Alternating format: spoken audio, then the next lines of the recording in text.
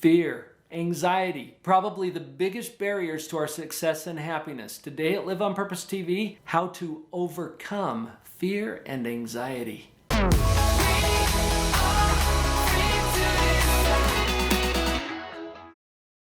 I'm guessing that one of the biggest barriers to success and happiness is fear.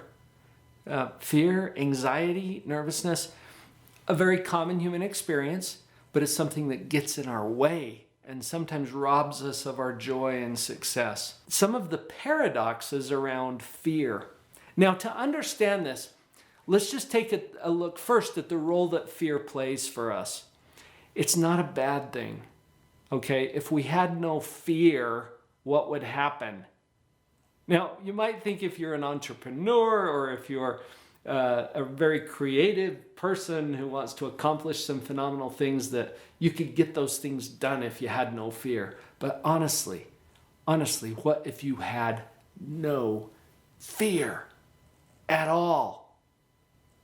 We come to this earth with fears built in to keep us safe. One of the natural fears that we all have, for example, is a fear of heights or a fear of falling from those heights. Okay? Why?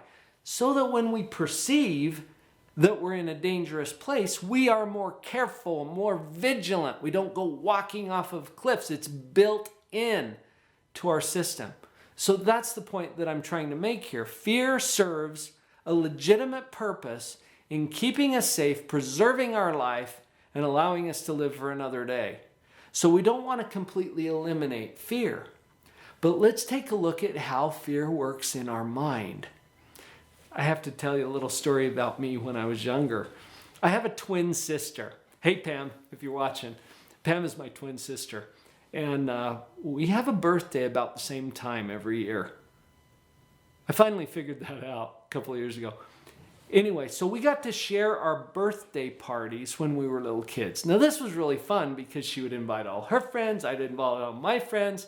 As we got to be teenagers, we got these mixed gender parties that were just fun. And anyway, we had a lot of fun sharing our birthday. And I remember one year we got to go to the pool. My dad worked at a place that had a pool. And he was able to secure that pool for us for our birthday party. And so Pam invited all of her friends. I invited all my friends. We went down to the pool and had a great time. I have to tell you, at the time, and I think we were, 12 maybe, 12 years old, 11 or 12. At the time, I had a fear of the diving board, which seems silly to me now, but it was a real thing then. And I don't know if I belly flopped off of it when I was younger or something had happened that maybe traumatized me and I'm afraid of the diving board. So anytime we would go to the pool as a family, for example, I would just kind of stay away from it. And it was not that big a deal because nobody's pressuring me or encouraging me to go off. Well, birthday party was a little different because sure as shooting, one of my friends suggests, hey, everybody, let's all go off the diving board. And I am immediately seized with fear, right? Because I've got this little issue with the diving board and I'm like, no! And I'm scared. My reaction at that point is completely normal because of my experience with the diving board. But notice that if my fear is normally here, it just went up a couple of notches. Do you see that? It's gone up a couple of notches because now I'm faced with the potential of having to deal with that thing that I fear. And hopefully you're doing the translation as we're talking because there's that thing that you fear, right? So just put that in place there as we have this conversation. So, what are my choices? And really, anytime we're confronted with our fear, we got basically two choices. We either face it or we avoid it. Get the heck out of there, right? What do I want to do? Get out of there. Why? Because my brain is designed to keep me safe. And I've already decided or learned that that's not safe. So I'm not going to go there. I'm going to see if I can retreat. So that option might include, okay, I'm going to get out of the pool. I'm very nonchalantly going to head on over to the dressing room where there's a bathroom.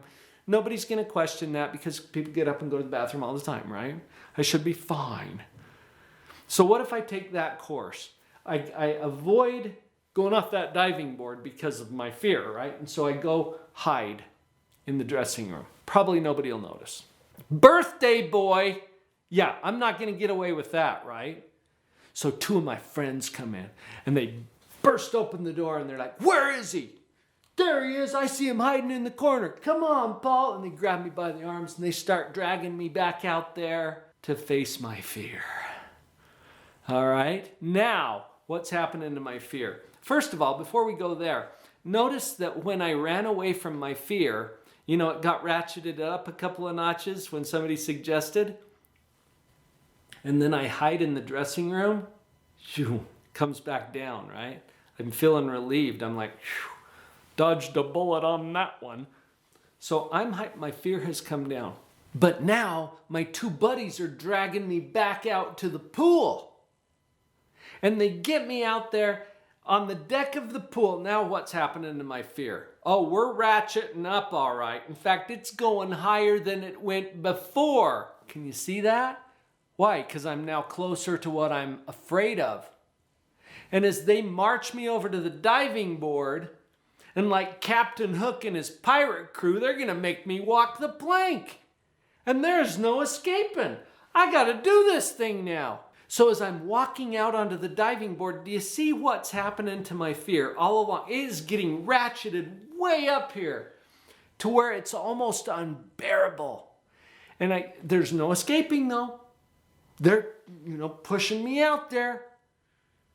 And then I step off of the end of the board. And at this point, folks, I want you to notice something. My fear has just maxed out. It can't go any higher. In fact, as soon as I step off of the end of that board, now I got other things on my mind. I am trying to somehow get my nose plugged and somehow stop myself in the air, which I don't have very good air brakes, but I hit the surface of that water, full force, and I sink clear to the bottom of the pool, and about a half hour later, I finally get myself back up to the surface, and I take that first breath of air,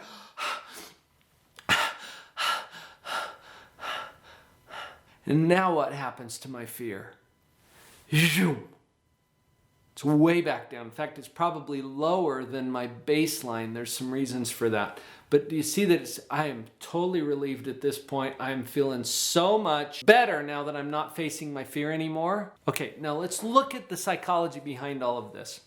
Because we have these two options. We're going to face our fear or we're going to avoid our fear. We're going to do one of those things. If we face the fear and go to the diving board, what's going to happen? Our fear is going to increase short term. What if we run away and go to the dressing room and hide? Our fear is going to decrease short term. What happens in the long term? There's a goofy little piece of logic. This is fuzzy logic. I want you to be aware of it. When we avoid our fear, we feel relief. That conditions our brain to believe, erroneously, that what we are avoiding really is dangerous. Because after all, look how much better I feel when I avoid it. And we train and teach and educate our brain to believe that that thing really is dangerous, even if it's not. So long term, the next time we get to face that thing or it presents itself in our life somehow, our fear, where our baseline was here before, we just ratcheted up the baseline. And now we've got a little higher level of fear. If we do this long enough, we develop what's called a phobia. A phobia is a strong, irrational fear of something that we have actually conditioned ourselves to be afraid of. And we don't even notice we're doing it because our subconscious mind just trains us to do that. When we avoid our fear, we feel relief, short term, and we feel an increase of our baseline of fear long term. We're actually making it worse. When we face our fear, we increase our fear short term, Okay, and remember, when I stepped off the end of the diving board, I hit maximum. It's not going to go any higher than that because now I'm trying to find my nose. That's as high as it's going to go. And then I feel the relief. When I resolve in the pool and I check and everything's still there and I'm still in one piece and I'm like, oh, that wasn't as bad as I thought. And what if I were to get out of the pool again right there and go back to the diving board? Where would my fear level be? Lower, right? It may still be up a little, but it's lower than it was before because I just experienced the success. What if I do that 10 times in a row? By the end, I'm doing the cannonball. I'm doing the tuck and roll. I'm doing these fancy stuff off the diving board. Why? Because I'm no longer afraid. To face our fears increases our fear in the short term, but in the long term, it resolves that fear and allows us to bring our baseline down. So how are we going to overcome fear and anxiety? You got two choices. You're going to face it or you're going to avoid it. Okay? And everything inside of you is telling you to avoid it. The problem is that's going to increase your fear in the long run. To face it means you've got to really find the fortitude to get yourself to tolerate that increase of fear short term, because in the long term, that's going to bring it down and resolve it. I'm here every day at Live on Purpose TV. I'm curious, how many of you are coming back and seeing some of the other videos? Would you leave a comment below and let me know what your experience has been?